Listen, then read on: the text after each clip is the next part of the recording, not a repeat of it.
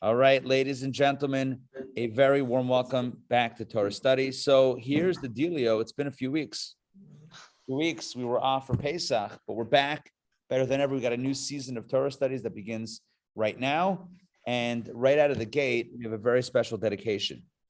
Tonight's class is dedicated by Adina Malka Northrop in loving memory of her dear father, Paul Gorman, Paul Ben Harry. And certainly want to wish Adina Malka blessings of long life and happiness and only revealed blessings. May your dad's memory be for an eternal blessing.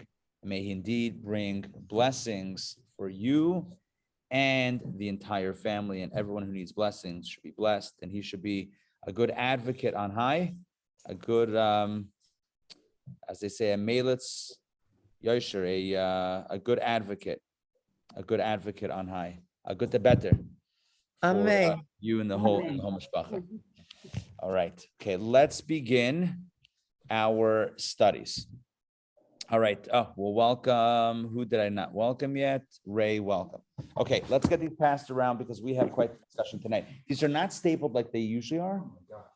I know, right? Oh no, it's complicated. It's a complicated story, friends. All right, we'll get to it afterwards. By the way, let me see if I can grab this. By the way, leave the past behind. Exactly. Oh, all right, friends. If you were here in person, babka and black and white cookies. We don't just say that for no reason. This is legit. So join us. You can still drive over and join us if you wish. Okay, here is the deal. Adina Malka, no, none of those chocolate round, not yet, not tonight, but when we have them back. No fudge balls. Yes, the mud balls, right. But when we have them back, I will let you know. Okay, so tonight's class is all about turning over a new leaf and all about personal rehabilitation. It's all about change. And I'll tell you this, it happens so often in our society. It happens, it's a life thing. It's not like a societal thing. It's not a 2022 thing, but it is a thing where today, maybe more publicly than ever, people that are in prominent roles, whether it's in politics, or maybe it's in the media, or maybe it's Hollywood, or maybe it's in sports and athletics, prominent individuals do things that are not so, shall we say, kosher, right? Scandals, right? And then what happens? So often there is the apology tour. Oh, the apology tour. I'm so sorry. And they go around and they go on this show and that op-ed and whatever. I'm so sorry, etc. And the question is, what is the Jewish take? What did you say? What is it? All right. Okay. All right. Time out. All right. We're going to let that go. Bottom line is, the question is, what is our take? When I say our take, what's the Jewish take on apology tours? Is it what's the right way to respond to one's own shortcomings? Somebody, you fall short, you mess up, and again, you don't have to be a public figure to have this conversation. You mess up, you do something wrong, it hurts someone, it compromises your own values, etc. Now what? So what is the Jewish perspective? We certainly all are familiar with the term Teshuva, which is usually translated as repentance, literally means return, but what does that actually mean, and what does it entail? So tonight we're going to get into this topic, the topic of personal rehabilitation, what it means to turn over a new leaf and to correct the past or move on from the past. And really that itself is a question. Like, what's the ideal? Are we supposed to just be moving on or trying to somehow correct the past? What is the best, what is really the best approach? So to understand this and to really get into this topic, we're going to look at this week's Torah portion. This week's Torah portion is called Acharei. And it opens, there's a lot of very interesting discussions in this week's Torah portion, but it opens with a discussion of what the Kohen Gadol, the high priest, or as I like to call him, the big kahuna, right? The Kohen. So yeah, Gadol. So what the Kohen Gadol would do on the holy day of Yom Kippur, one day a year, that is set aside for atonement and forgiveness. We're right on theme already. Look at that. So Yom Kippur, as we know, well, it's 6 months from now. So we're a little bit early as far as this topic, as far as the calendar year. But vis-a-vis the Torah portion, that's how this week's Torah portion opens. A discussion about what the Kohen Gadol, what the high priest would do in the temple on Yom Kippur, which offerings he would bring, what the protocol was, the animals that he would offer, the incense. He would go into the Holy of Holies and stand in front of the ark. This was the only time in the year that he would go into that most sacred of spaces. He would not wander into that place any other time. It was a very dangerous thing to do. Otherwise, he only did in the proper context. Part of the service included a bull and 2 goats. Let's talk about the goats. We talk about this, by the way, we read about this in our prayers on Yom Kippur in the section of the afternoon prayers called the Avoda. It's like deep in the afternoon when everyone's feeling the full effects of the fast. And we talk about exactly what the high priest would do in the temple on Yom Kippur, because we're kind of like reenacting, but recalling. That's a good word. Recalling what was done at that time. So the Kohen Gadol would have, amongst other things, 2 goats. These goats were identical, and he drew lots. There were blocks of either wood or gold, depending on the era of the temple, which temple era it was. And on one of them, it said the word LaHashem, which means to God. The other one said LaAzazel, which means to be sent away, for lack of a better term.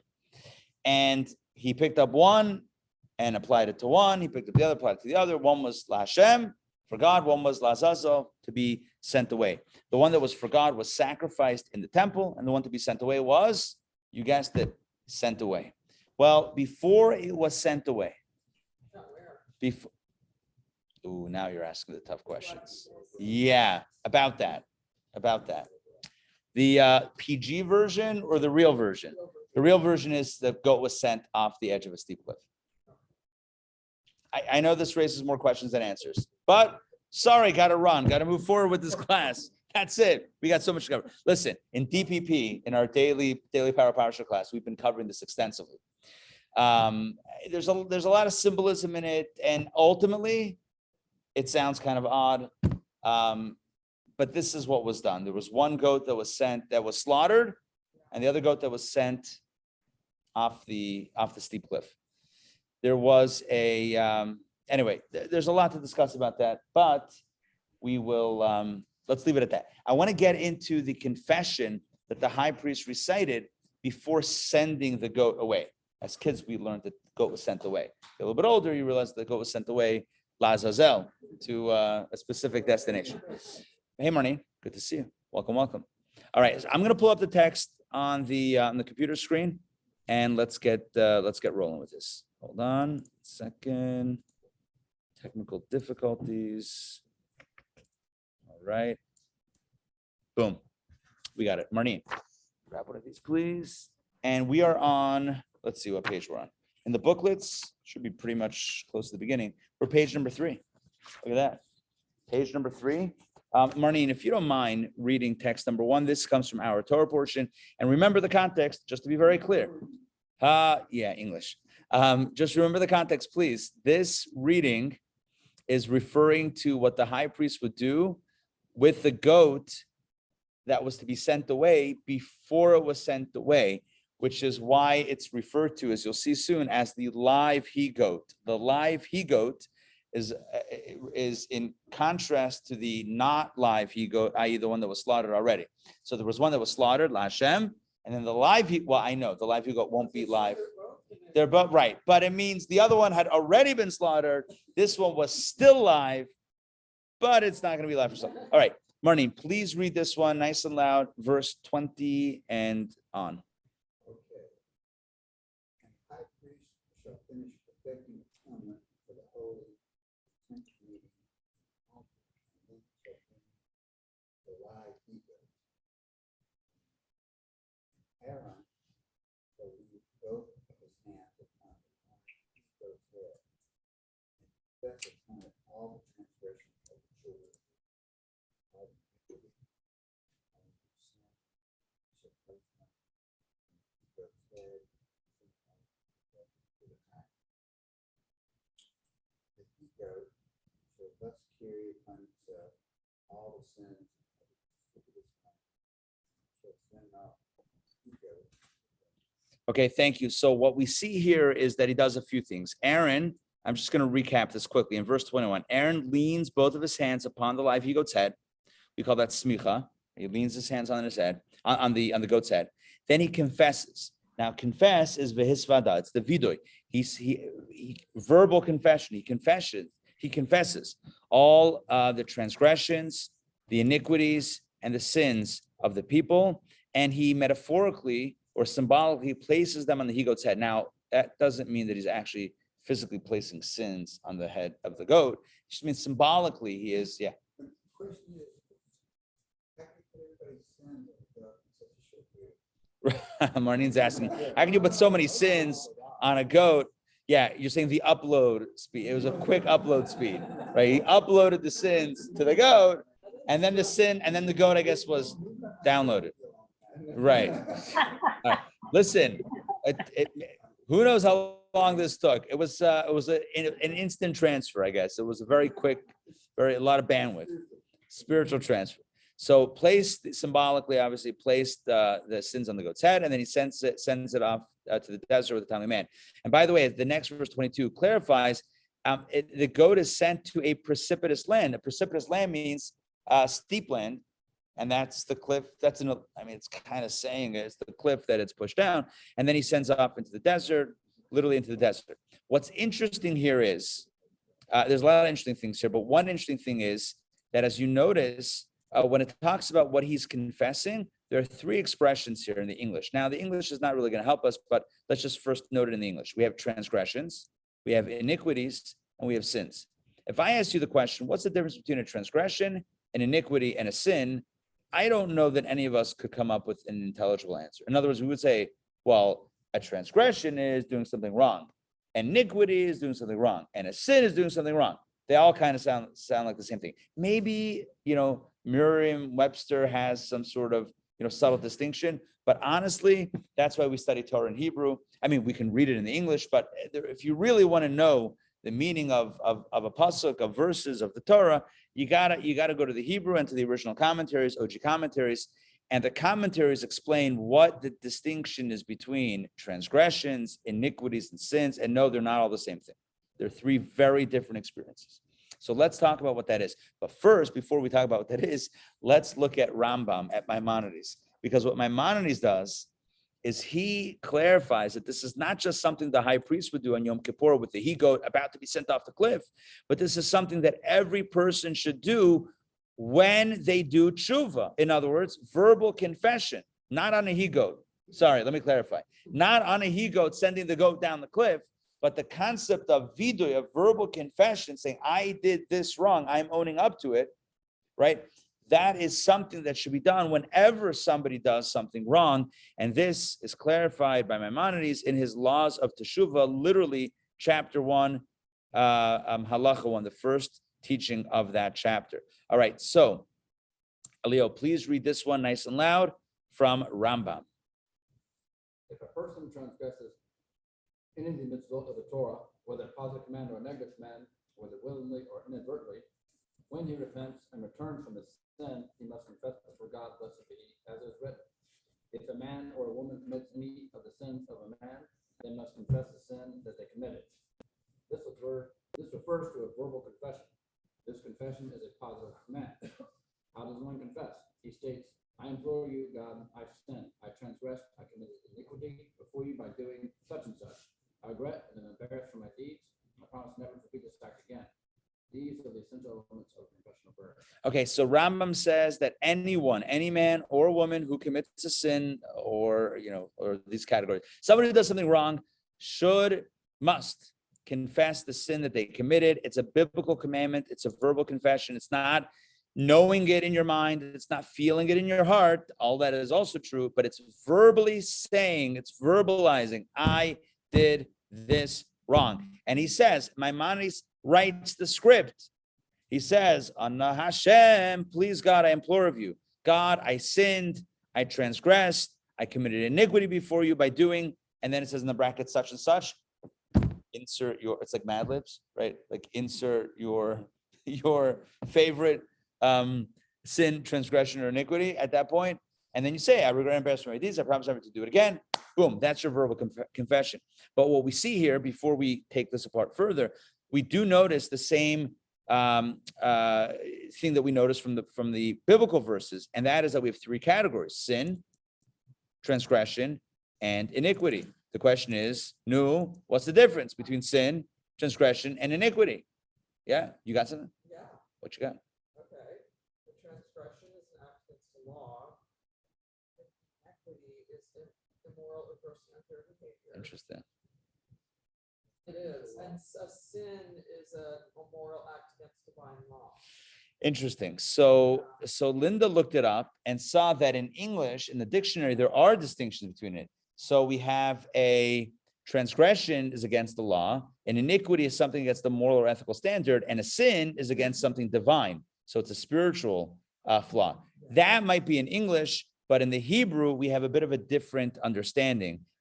We'll have to see if maybe we can connect them. But I want to share with you the Jewish or halachic, the Jewish understanding. And this comes from the Talmud. And you don't have to take my word for it. Let's read it inside. Text number 3. Rabbi, Yes.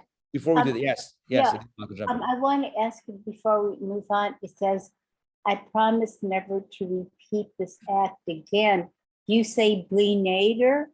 I mean, Yeah. You're back to the goat.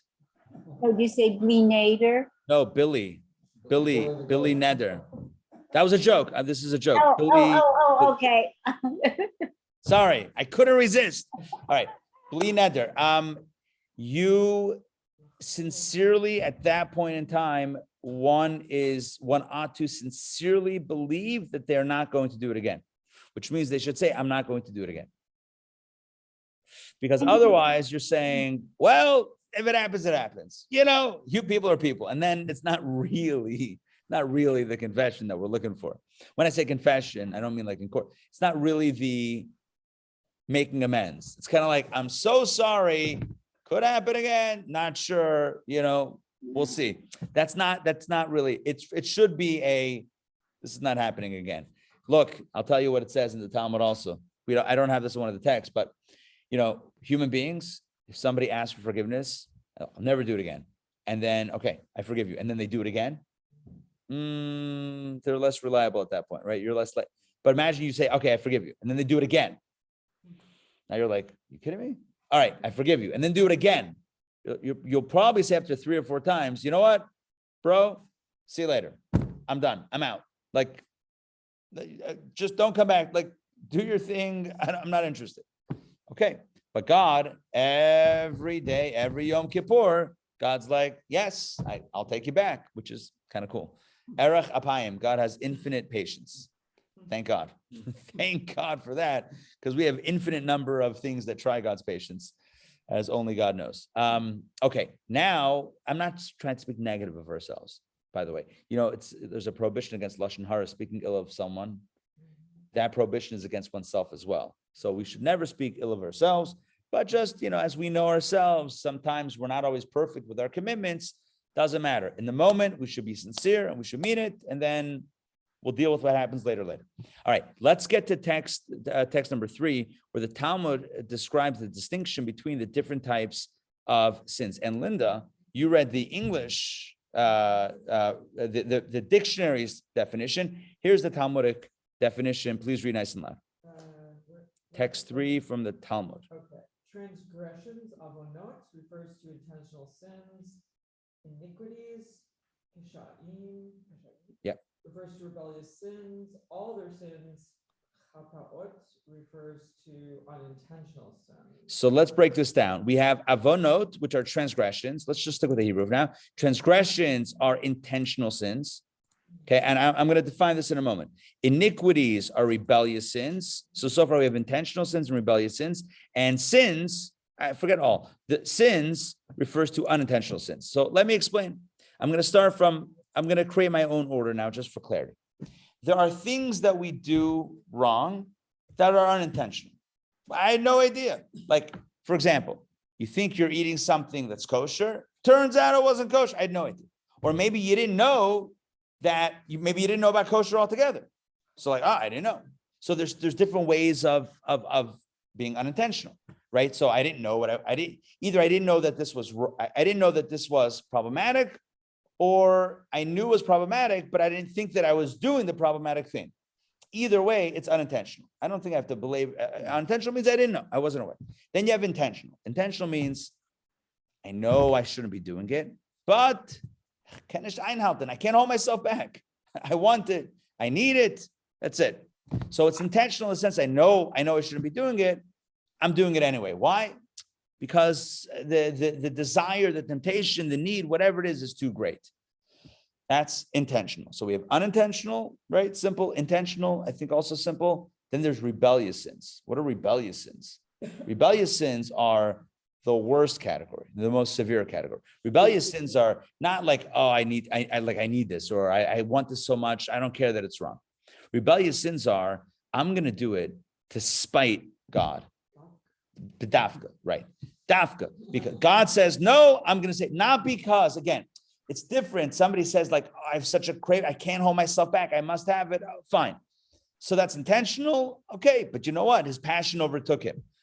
But someone who says, right, I'm only doing it because God said no, so therefore I'm going to say yes, the dafka, that's called a rebellious sin.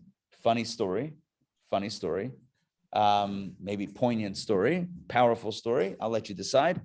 Rabbi Adin Steinsaltz, one of the great scholars of our era, an Israeli scholar, a Chabad rabbi as well. He translated the Talmud, Steinsaltz. So he was just a brilliant mind. The story goes that he once met a fellow professor. He was a professor in Israel. He met a fellow professor who was not yet religious. And this fellow tells him, they were talking about Yom Kippur, perfectly on topic. And this other professor tells him, on Yom Kippur, I have a custom that I wake up in the morning and I make myself a bacon and cheese, like everything, sandwich, and I eat it on Yom Kippur morning, right? Or maybe Kol Nidre night, whatever it was. And I do it bedafka, right? Dafka, I do it like, so Rabbi Steinsaltz says to him, good. So you and I both observe Yom Kippur. I observe it my way, and you observe it your way, right? The point is, if you're really trying to stick it to God, it means he's under your skin. That means he's under your skin. You're still, right? He still has you. God still has you. So, but anyway, there's three categories of sins. And we've all been to, on one occasion or another, we've all encountered these three categories. One is just to clarify, a chet, which is just sin, is unintentional. Then you have transgression is intentional. You knew what you were doing, but you did it anyway. And then you have iniquity. That's like, you were trying to specifically do it because it's wrong, to stick it to God. All right, that's already next level. And that is the third degree. The question we're going to get to at this stage, now that we understand that the high priest on Yom Kippur, before the second goat was sent away off the cliff, before that goat was sent away, the high priest said a confession, and he said a confession confessing for all three categories of sins amongst the people.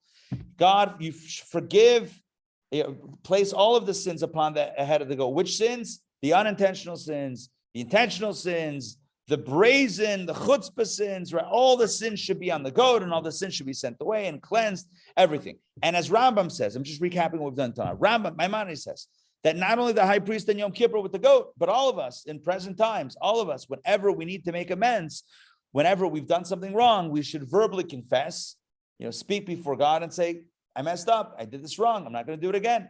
And we should mention whatever, either unintentional sin or intentional sin or brazen act of defiance, whatever we did, we should verbally confess. The question now that we're going to address is, why confess? What's the purpose of the confession to begin with? Why verbally confess? Why is that a part of the Chuva experience? Why do you think? Why is verbalizing it important? It makes it more real. Good. makes it allowed. You're putting that out into the world. Good. All right. So Linda's saying that when you verbalize something, it makes it real. What else? What's the power of, and it's open to everybody. What's the power of verbalization? Well, God also hears, right? God hears. Good. He knows it. So he can read our minds. Uh-oh. Now we're in trouble. More of a commitment. Good. When you verbalize something, you're a little bit more committed Not for God so much as it is for you. for you to hear. So it's to God. God hears it either way. It's for you to hear. Good. What else? What else? To release it. I mean, To let it out there, to really let it go. Okay, let's look at the Chinuch. Sefer HaChinuch. Sefer HaChinuch is a wonderful book that traces the rationale for all the mitzvahs of the Torah, and he writes something I think it's very fascinating. Sandrine, if you don't mind, read text number 4 again, nice and loud. This is from the Chinuch. He gives 2 rationales for the mitzvah of verbalizing the confession when we've done something wrong. By verbally acknowledging his sins, the sinner expresses his thought and his belief that God knows all his deeds. Thus, he doesn't pretend that God's sin eye cannot see. Also, by mentioning the specific sin and regretting it, he will be more careful to avoid it in the future. Having verbally announced that I have done such and act foolishly, he will restrict himself so that he doesn't repeat it, thereby finding favor before his creator. So the Chinuch, thank you. The Chinuch says 2 things, and I'll just repeat these 2 points. Number 1, if you kept it inside your mind or your heart, you might still be thinking that maybe God doesn't know about it. Does that make sense? It's almost like, I'm going to keep it on the down low and maybe like no one knows about it. By putting it out there, you're kind of saying like, it's out there. This is like, it's real. And you're acknowledging that God does know and God does see. It's just, there's something about putting it out there that owns up to the fact that yes, it's out there. It's done. God knows it. I'm not trying to hide it. Maybe that's the right way to phrase it. If you're trying to keep it inside, you're almost still hiding it. When you verbalize it, you're no longer hiding it. So that's number 1. Number 2, when you verbalize it, you kind of commit yourself into the better behavior. You kind of lock yourself in because you're verbalizing. It becomes real. As we said before in the discussion, verbalizing something makes it more of a tangible, real thing. Now, when do we confess? When do we recite the confession? So you might think that every time you do something wrong, boom, you recite a confession. That might be true also on a personal level, but collectively, or the way that Judaism canonizes this and codifies it, there are 2 major moments of verbalizing confession. One is done on an annual basis, and the other is done once in a person's lifetime. You know what they are? When do we do this on an annual basis, verbalizing confession? Yom Kippur, right? Yom Kippur. We actually don't do it once. We do it about 8 to 10, depending on your nusach, depending on the liturgy that you have, 8 to 10 times over the holiday, over that 25, 26-hour period of Yom Kippur. And when's the second opportunity? And that's annual, obviously, but when's the second opportunity that we do the vidui, do the confession? Just prior to death? Just prior to death, exactly. So those are the 2, as I said, once in a lifetime, that's when we do. We do it formally. We do it every Yom Kippur and in proximity to one's passing. So that's when we do it. There's a text from Maimonides on this that we're going to skip. But I want to focus on on text 5b. Skipping to Rabbi, 5a. excuse me, Yeah. Rabbi, what if the passing is unexpected? Then you can't do it. Then you can't do it. Yeah. But in a case where it seems to be headed that direction, then it would be said. By the way, there's a lot of discussion in the Code of Jewish Law about this, because if you do the vidui to help somebody who's on their way, preceding their passing with the vidui, they might get very despondent and say, "That means I'm done." So the whole protocol is you tell the person. Many people have said it and recovered. I mean, you don't want to give false hope either, but the point is, it's not necessarily, but you want to say it just to get it in, just in case, that type of thing. You don't want to. There's a prohibition, and this is a general point. We are prohibited to inducing any type of fear or panic in general, and anyone, you're not allowed to make someone panic or fear, unless you own a spooky house and that's your job. Kidding. I don't know if that's a thing, but inducing panic or fear is not to be done, especially when somebody is in a precarious medical state. Now, we have to balance that with not trying to give false hope either. So there's a balance between honesty and respect, and but also not creating anxiety and fear. It's a very fine line to walk, and we may never get it perfectly right, but that's at least the goal in that.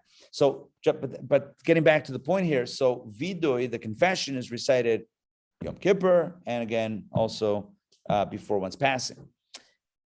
Maimonides in text 5b says something interesting. He gives us the vidui that we know, the confessional prayer that we know, is the whole alchet. It's like several pages long in the prayer books, and it's, again, we do it once a year, but it goes through a whole list of different various iniquities, transgressions, and sins. But on a most basic level, there is a script that, again, Maimonides gives us that is kind of the abridged version, and this is what I want to highlight for a moment. Take a look at 5b. Okay, I'm going to read this one. It's page 7, and here we go. The confessional prayer customarily recited by all Israel is, and he quotes, "For we have all sinned." Chatanu. Aval anachnu chatanu, we have all sinned. This is the essence, he says, this is the essence of the confessional prayer. Sins that were confessed on one Yom Kippur should be confessed on another Yom Kippur. Oh, look at that. Oh, this is the different. Even though one remains steadfast in his repentance. In other words, even if you never did it again, you should still confess to it. Why? As it is written, I acknowledge my transgressions and my sins are always before me. Chatasi negdi samid. My sins, my past always confronts me, and therefore, even if we've turned over a new leaf, even if we've, even if we haven't retreated back into the negative behavior, we should still recite the confessional prayer with those details the subsequent Yom Kippur. Okay, but here's my point. In this abridged essential, what he calls the essential script of the confessional prayer, which of the 3 expressions of sin do we use? You see that? I'm going to highlight it here for the online folks, but it's in the parentheses. For we have all sinned, look in the parentheses, chatanu. That is the chet. That is, and what is chet? If you recall from what we said before, chet is the unintentional sins, which means that the essential prayer that we say is the unintentional, for the confessional prayers for the unintentional sins. This is stated explicitly in the Code of Jewish Law, text number 6, which I'll read. If one didn't specify his sins, but merely says, I have sinned, chatati, I've sinned, he has fulfilled his obligation of vidui, you've confessed. In other words, the basic requirement is to say the words, chatasi, literally one word, chatati, I have sinned. And that's the basic requirement, is really one word, I have sinned. But which word? Sin, this word for sin, chet, is the unintentional. So one second. How does saying I sinned, I made a mistake, how does that help for all the sins that we didn't make a mistake for? Are you with me on my question? Let me emphasize my question. As we go through life, we do things, many things that aren't so, as they say, right? Aren't so Is that the Talmud? great, aren't so kosher. We might say right? Or ay. So right? They're not so, it's not so hot, right? We do things that are not so, not so perfect. Fine, because never. Present company excluded, obviously. Because we're human beings, right? And we're human beings. So we do things in each category. We do some things by accident, unintentionally. We didn't mean to, we just messed up. We do things intentionally, we couldn't hold ourselves back. And then we do things sometimes, dafka, we do things specifically, just for whatever reason to rile up, whatever. So that's as we go through it. So we say, you have to confess the sins. And what's the basic requirement of confession? To say, I have chatati, I've sinned. But that's the unintentional version. How does that help for all the sins that we did intentionally? So we did an intentional sin, but when we verbalize the confession, what are we saying?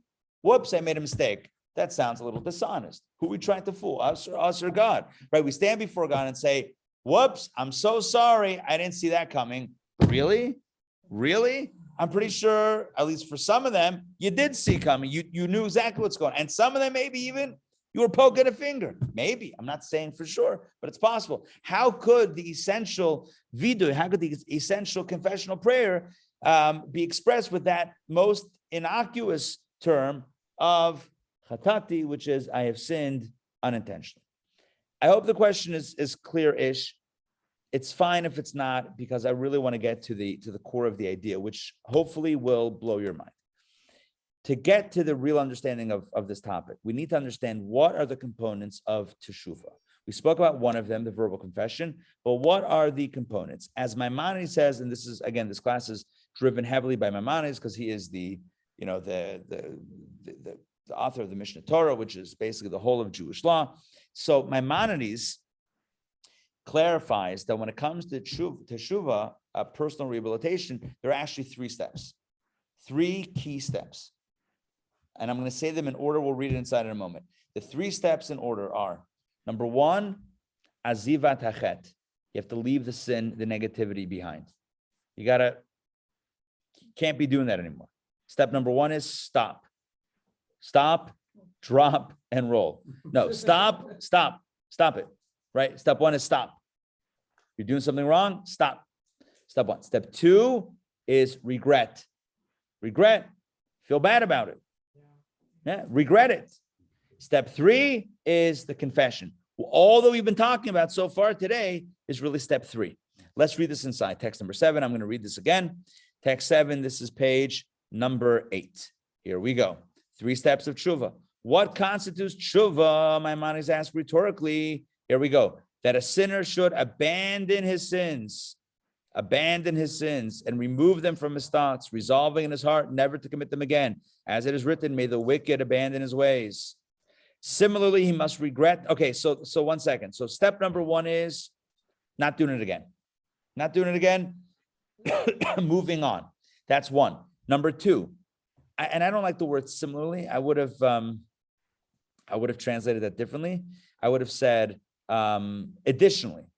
Right? Not similarly. It's not a similarity. It's additionally. In addition to step 1 is step 2, which he must regret the past, as it is written, after I returned, I regretted. So it's after return. Notice after I returned, I regretted. It's not regret, then return. It's first return, then regret, which we'll get to in a moment. He must reach a level where he who knows the hidden will testify concerning him that he will never return to the sin again. As it is written, he will no longer say to the work of our hands, you are gods. Okay. Step 3, he must verbally confess and state these matters that are resolved in his heart. You have to actually verbalize them. So we have 3 steps. Step number 1 is abandoning the negative behavior, right? So imagine, let's just use an easy example. Imagine someone is robbing from the company, right? Imagine there's an accountant, and the accountant is siphoning off money, moving money around to a personal account, and taking tens of thousands or hundreds of thousands of dollars. And so step 1 is stop transferring the money, stop the theft. That's it. We're not going to go further before you stop. I feel so bad as you're grabbing. Stop. Step 1 is stop. You know what that's called? Toivo v'sheretz biyada. It's not even my expression. It's the Talmud's expression. That means you're going to mikvah with a dead weasel in your hand. Right. A dead weasel is why you have to go to mikvah. Imagine you go to mikvah holding on to the dead weasel.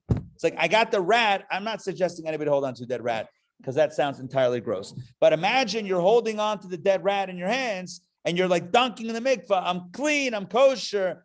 Actually, you're not. Right. I'm so sorry. I can't believe what I've done, as I'm just hitting transfer. That doesn't work. So step 1 is stop. Step 2 is not whoops. I feel bad. I messed up. Owning it, regretting it. Step 3 is verbalizing it. And we talked about the power of verbalization a moment ago. So those are the 3 steps. Step 1, step 2, step 3. Yeah. I have a question. See, I thought Judaism distinguished between thoughts and actions, and not it's the action or the lack of action that really matters. So how do you remove sin from your thoughts?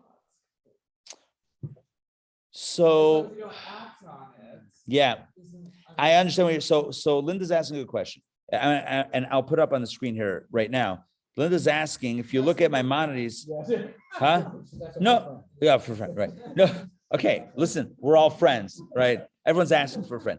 So it says, Chuva is that a sinner should abandon his sins and remove them from his thoughts. And your question is, well, how do you remove sins from your thoughts? The answer is, you can't stop your thoughts from thinking, but you can redirect your thoughts. So instead of like dwelling on the negative thought, it's about moving off of that. So it's right. To try to. It's that type of thing. Redirect. Yeah, that's What if you can't? What if you keep having to redirect? Like, that's fine. That's normal. The difference I once heard is like this. Imagine you're browsing the internet, 1990. When was like a ridiculous time to browse the internet? Like, no, now everyone has, I mean, I hope the pop-up blockers and ad blockers and all that stuff. But back in the day, let's go like 1995, 1996, right? You got your Netscape fired up. You got your AOL 5-hour CD in the mail, right? You're ready to go. You're looking up Ask Jeeves, for information. It's a wild west out there. It's like, who knows what you're gonna get, and then you get pop-ups. So hold on. Here's the answer. Here's the one answer. So the difference is like this. yeah. The fact that you got a pop-up, that's not your doing. The question is, where do you click? On the do you close the window or do you open it? There you go. So it comes to mind. It pops up in your brain. So now what do we do with it? Do we like, oh, actually, let's think about that for a moment. Or are we like, you know what? Moving right along. Okay. So we're never going to stop it from coming to our mind. The question is, what do we do next? We move on from it. See that? Netscape. Netscape. Rabbi? Jeeves, yes. So what about restitution? So in this example, your example would be giving the money back, or typically, you'll apologize to a person. Yeah. So, but that's not one of the steps you mentioned.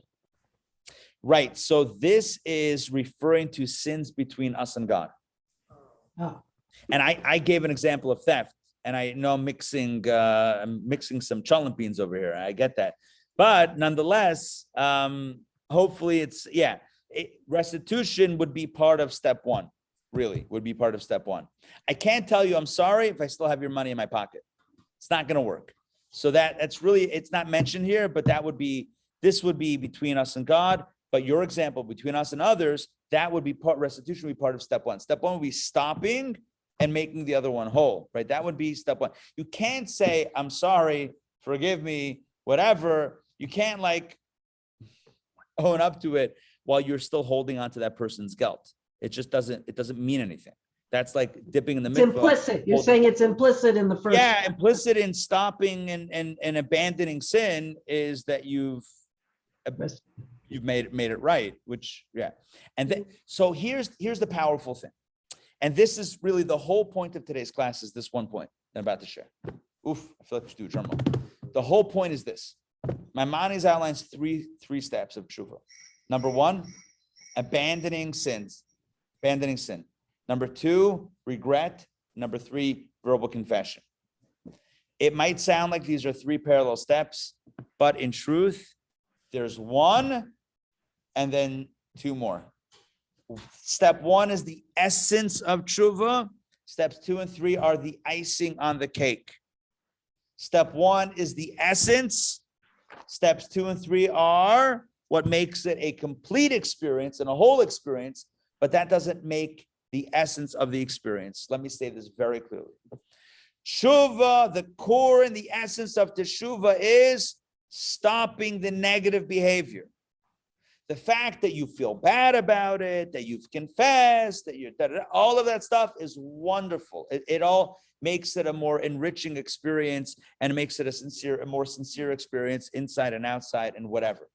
But the first step is the most important step and the most essential step, because that is what constitutes the change.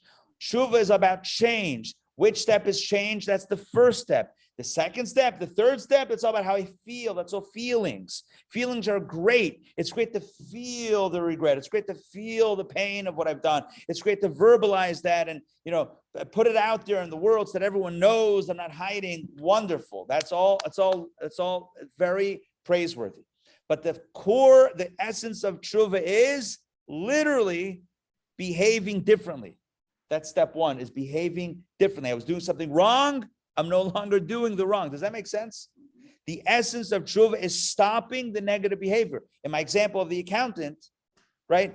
The essence of Chuva is stopping the stealing, right?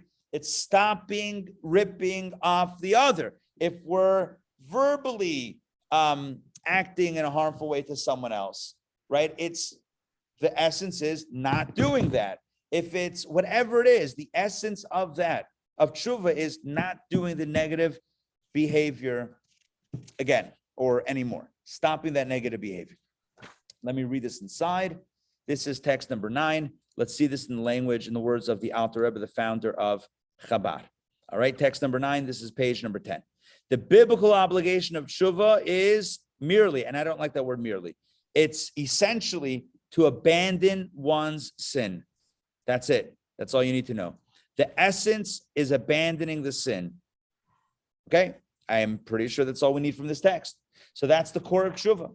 The core is abandoning sin. Everything else is icing on the cake. The fact that I feel bad about it, the fact that I confess it, all of that is wonderful. But the core of tshuva is not doing it anymore. Okay, so this is very important on multiple levels.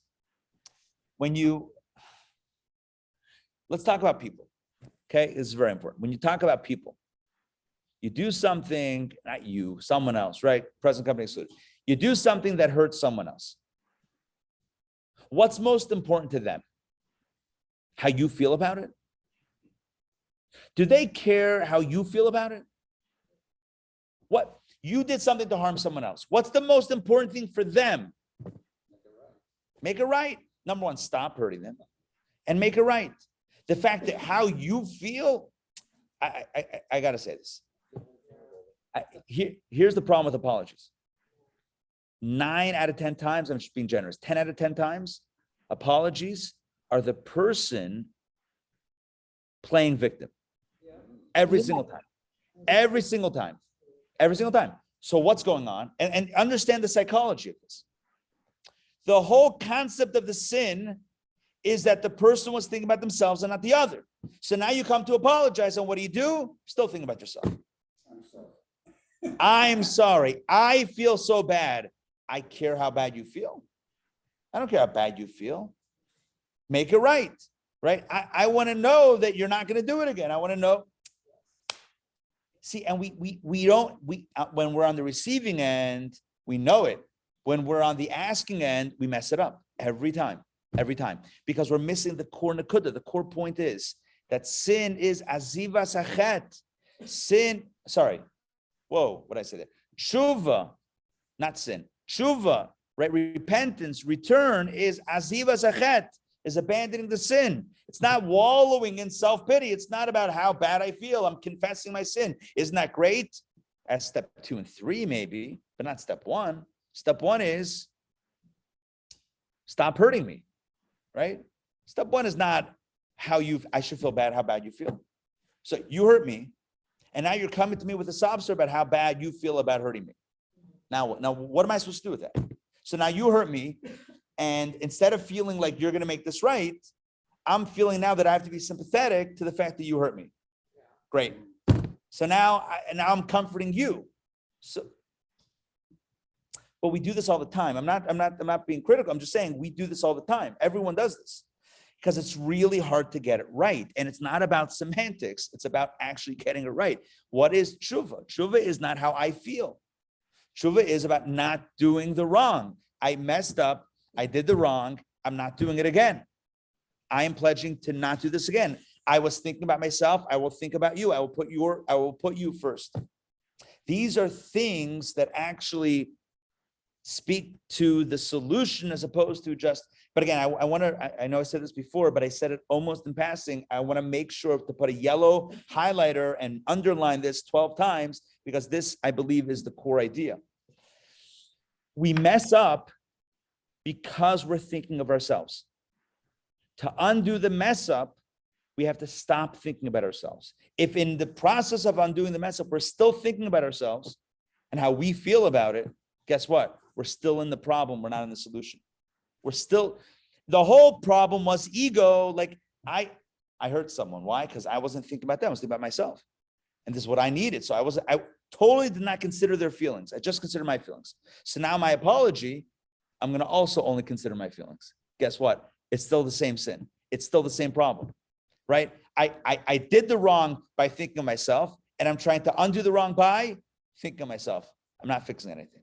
To undo it, I have to undo it completely, which means I'm not thinking about myself anymore. It's not about how I feel. I'm not doing it again. I recognize that it was wrong, right? Etc. I'm not going to script out an apology. I'm just saying that this is the Jewish perspective on Chuva. Chuva is actually abandoning the sin. It's not doing it anymore. It's not committing the transgression. It's not committing the sin. It's not committing the iniquity. It's not doing it anymore. And I'm not going to do it anymore. I'm not doing it anymore. I stopped and I'm not going to do it anymore.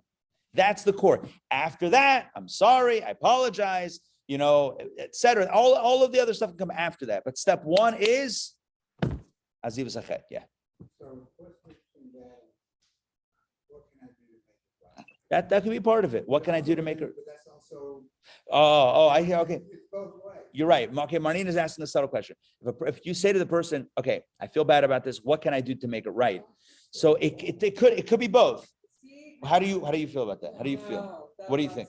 No, because That's still about you or about them? it's still about you. Still about you, because I want to make it right. I want to make it right. So, but I mean, I want to make it right for you. Right. It could go both ways. Okay, I don't know. It's a good question. What can I do to make it right? What can I do to make it right? So on the one hand, you could say I'm trying to make it right. I want to make it right by you. On the other hand, it's about still trying to relieve my guilt. So it's still about me. I think it's not always. All right. Rabbi, Yes. Ray. Hey. must you, if someone asks you for forgiveness, must you say okay? Because they've No, done it once Not and if twice, they don't mean it. and it's okay to say, "No, I can't forgive you." If they don't mean it, you don't have to forgive. If they mean it, you should forgive. You don't have to though. But you should. You should. There's no mitzvah. There's no obligation to accept forgiveness. There's an obligation to ask for forgiveness. There's an obligation to ask forgiveness, and one should accept the request and grant forgiveness if asked properly. Okay. Yeah, it also depends on context, right? There's no one size fits all. Yeah. Life is complicated. Let's put it that way. Life is like a box of chocolates and it's complicated. Very complicated. Rabbi, Yes. after the Holocaust, the Germans, owned what they did wrong and they wanted to make restitution. They said, what can I do to make this right? And they, had funds for the survivors and aid to Israel. Well, there's two issues. There's money, and then there's life. And I don't know if money compensates for life. That might be, but that's another conversation. How do you do tshuva for taking lives? That's a very complicated topic, and that's beyond the scope of this conversation right now. That's an offline conversation. But If- Germany claims that they've changed, all the monuments and this and I don't know. It could be. I'm just saying that a compensation fund is one thing that can compensate, for lost income, for whatever. But a life is infinite value. That's a more complicated topic for how to do tshuva on that. It's discussed in Judaism, but that's not. It's going to take us way beyond the time that we have allotted. Yeah. That are unforgivable. Okay, that's another question. Are there things that are unforgivable? Possibly. All right, but let's tie this up because we're at the time now, and I want to make sure we have a clear lesson and a clear takeaway. So again, we saw from Maimonides that there are 3 steps. Step 1 is stopping the wrong, ending the wrong, correcting the wrong. Right? It's fixing the problem. That's step 1. Step 2 is the regret. That's your how you feel about it. Step 3 is verbalizing that, confessing. But all of those are icing on the cake. It complements, it completes the tshuva, but the core of the tshuva is stopping the wrong. It's stopping the problem. It's stopping the hurt.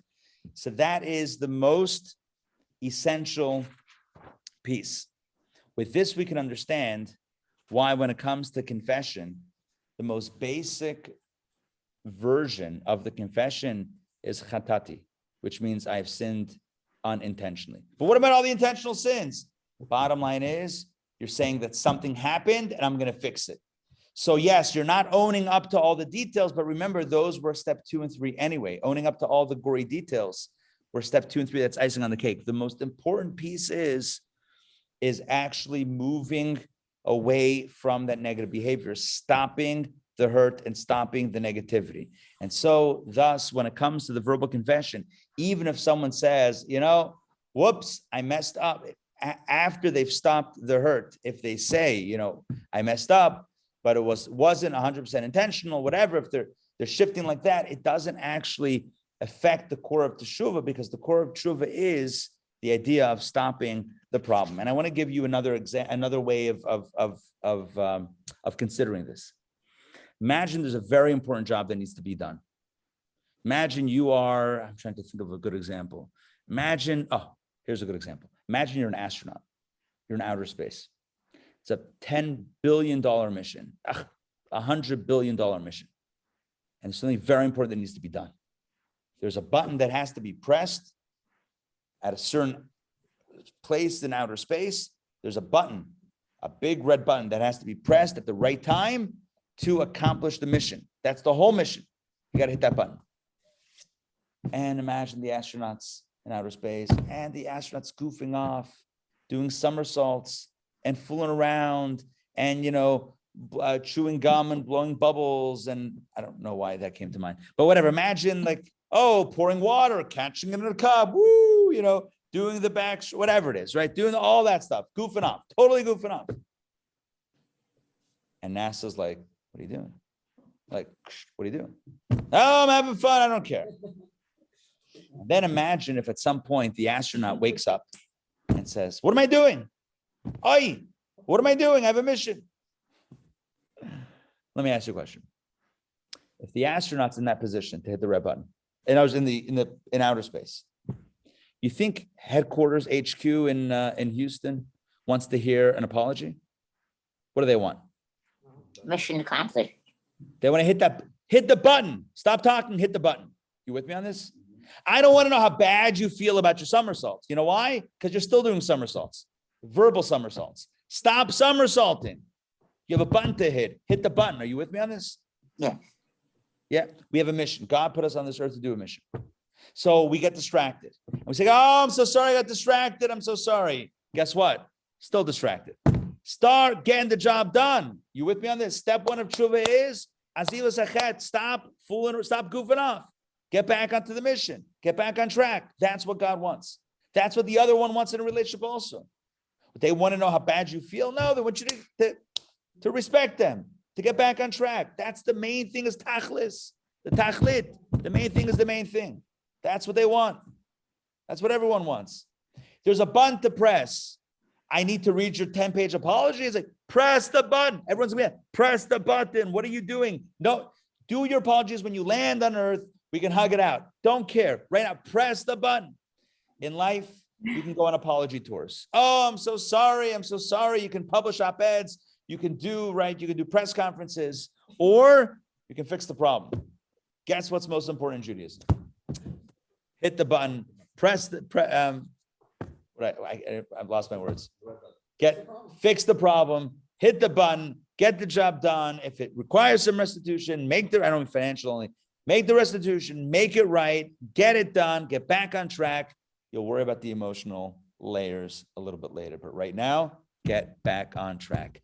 If there's one thing you can say about Judaism, it's that it's action-oriented, or more than action-oriented, more precise, it's practically driven. It's probably not a good phrase, but it's all about practice. Hamaisa hua ikar. Action is king. Action is primary. We live in a world of action. It's not about how we feel and what we thought and what we meant. It's about what we're doing. So bottom line is, if we're doing the right thing, keep on doing it. If we're not right now doing the right thing, no problem, do the right thing. How you feel about it, don't worry about that right now. Rabbi, People would write to the Rebbe letters. People would write letters to the Rebbe all the time, like, oh, I have this problem and that problem and this distraction and that distraction. I'm trying to daven and have these distracting thoughts. 9 out of 10 times, the Rebbe would write back, don't worry about it. Don't worry about it. Just do the right thing. Like, oh, what should I do? I have this all. Just do it. Just do. You know what the right thing. Just do it. How you feel about it? That you're still being distracted. It's holy distraction, Batman. It's the same. It's still the animal soul. It's still the Yetzer Hara. It's still a distraction. If you're not doing what you need to be, if you're not hitting the button because you feel so bad about not hitting the button, guess what? You're still not hitting the button. Are you with me on this? Yes. You're still not hitting. Hit the button. All right, Adina Malka, jump in. You know, though, at night, we say that we forgive people. It says, you know, we forgive them whether they hurt us accidentally or intentionally, inadvertently or deliberately. We forgive them before we even know whether they've stopped the behavior or asked them. Right. Good. Excellent. You're right. And at the bedtime Shema, we act lifnim mishuras hadin, beyond the letter of the law. We act beyond the letter of the law. The letter before the question, and I hope I wasn't misleading in my response earlier. The question that I believe Ray asked was, what is the obligation? There's no obligation to grant forgiveness, you know, in the person should be sincere, etc. But what should we do? We should sometimes even unilaterally forgive, right? Even if they've never copped up to it, owned up to it, even if they've never asked forgiveness, because that's about letting go, which is healthy for ourselves. It's not healthy to hold on to toxins in our lives. It's not healthy to hold on to resentment for ourselves, right? It's not healthy to go to sleep angry, tense. I'm talking about even physically, forget spiritually. First of all, spiritually, for the soul. The soul, when we go to sleep, the soul is supposed to cut ties on some level with the body and be able to drink from the water, so to speak, metaphorically, to drink from the spiritual waters and to be rejuvenated. You can't do that if you're stuck. If you're holding on to all this baggage, let go of the baggage, right? Number one, you know, when you walk into the airport, you know, the first thing you do, you have a lot of bags. First thing you do, check them in. It's great because now I can walk to the airport unencumbered, baby, right? I can walk. Imagine you have who can walk through the whole airport like that? You want to go through a whole night holding on to all that baggage? It's not healthy. So, right? We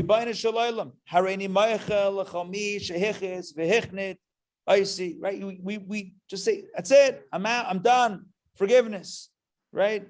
Don't worry. You can still collect the next morning. You can still collect the debts next morning. But it means that I'm not going to go to sleep angry. I'm not going to put myself through that. Spiritually, it's not healthy. Emotionally, psychologically, it's not healthy. Emotionally, it's not healthy. You want to go to sleep with resentments? You know what they say? Resentment is like drinking poison and the other one's going to die. That's not good. Someone's living rent-free in your head. Not good. Don't do that. Don't do that, right? Let it go. Doesn't mean that they're right. Doesn't mean that they're a tzaddik. They still have to own up, but that's their issue. It's not my issue because, right? I don't have to be hurt because of their issue. Anyway, so that's with regards to that. But the mitzvah, the obligation is that if you do something wrong, you got, number one, stop doing it, make it right. And that's the obligation. How you feel about it, the regret, the verbal confession, wonderful. Icing on the cake. That's after the main thing. And again, we all know what it's like to hear someone apologize and have them make it about themselves. You're like, really? You call this an apology? And I thought you cared about me. Sounds like you're still thinking about you. Oh, well, I guess we're still in a problem. That's an apology that doesn't work. An apology that doesn't work is one that focuses on yourself. Apology that works, Chuva that's real, is when it focuses on the solution, right? But don't make it too clinical either. Like, I think we can fix this, like a robot, right? Let's just fix this. All right, make it about them. Make it about hit the button, Backman. Yeah. Kind of remind me of saying the guy said, enough about me. Yeah, so the guy who goes on a date, Marnie, remind. Guy goes on a date. 2 hours talk about himself. Finally, he says, all right, enough about me. What do you think about me? All right, very much. Thank you. Thank you very much. Thank you very much, right? We've all been there. All right, friends, thank you. Look, I want to say this. It's great to have the gang back. It's great to be back together. All right, we're back for Torah studies, and we're back pretty consistently. We were off for 2 weeks. We got a new season. We got a new book. This one has tumbleweeds. Love, or no, hay, bales of hay. I'm not from out west, apparently. Up. Not from a kibbutz either. These are bales of hay, my friend. You can get this book. Well, no, you can't get the teacher's book. But you can get Kansas. It's a very non-Jewish That has a place. very Midwestern. Yeah. I don't know. It says I read Torah studies. Seems kind of Jewish to me. Okay. So we might not be in Kansas anymore. We may also not be in Jerusalem anymore, but this is Torah studies. If you want to get a copy of the book, this is lesson 1. There are 12 lessons in the book. And this is lesson 1 of this new series. But when it ends, we always just roll into the next one. So don't worry, it's not ending anytime soon. But here's the thing. You can buy it on Amazon. The links are in the email that I send out from like the graphical email, if that makes sense in words, which it doesn't. If you need that link for Amazon, bottom line is hit me up. I'll email it to you and I'll get that to you, and you can order your own book, sent to your home. Amazon, take care of that. Next announcement, very important announcement. I call this a VIA, is that we've had a schedule change for very important announcement.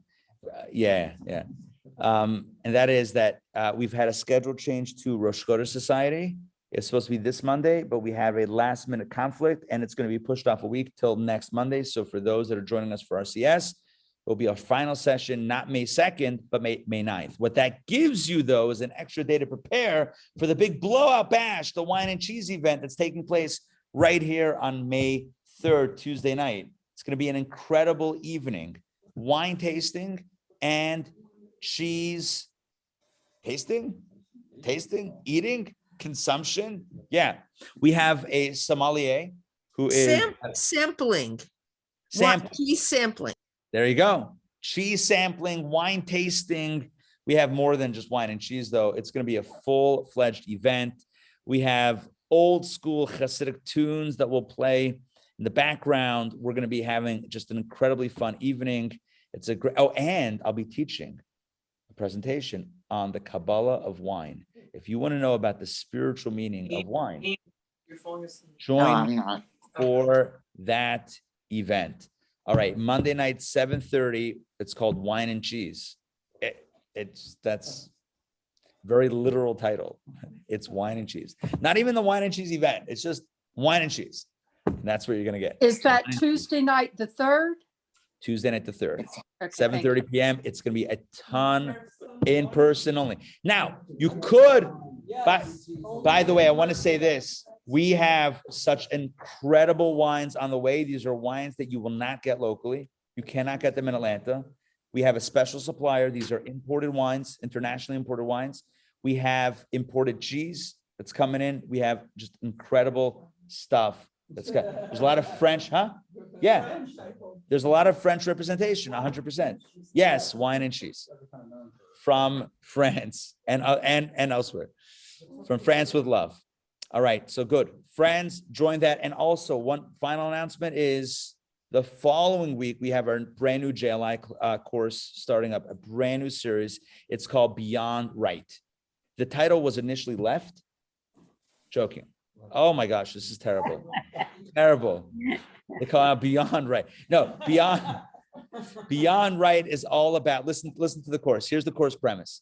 The course premise is that we're going to take Jewish law, distill the law down to the core principles, and see how Jewish ethics drives Jewish law in an incredible fashion. Fully CLE approved to offer credits for attorneys.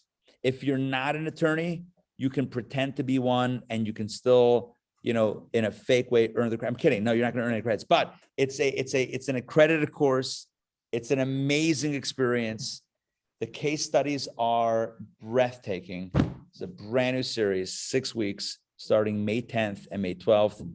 Do not miss it. You don't want to miss it. All right. Final word is I would like to once again wish Adina Malka blessings and long life and good health and happiness for you and the entire mishpacha in conjunction with your father's yahrzeit. May he indeed be a good better, a good advocate on high, put in a good word for you and for your son and for your daughter and for the whole mishpacha and for everybody and for all of us. And let us say, Amen. Laila Tov, everybody. We'll see you all soon. Take care, everybody. Bye, guys.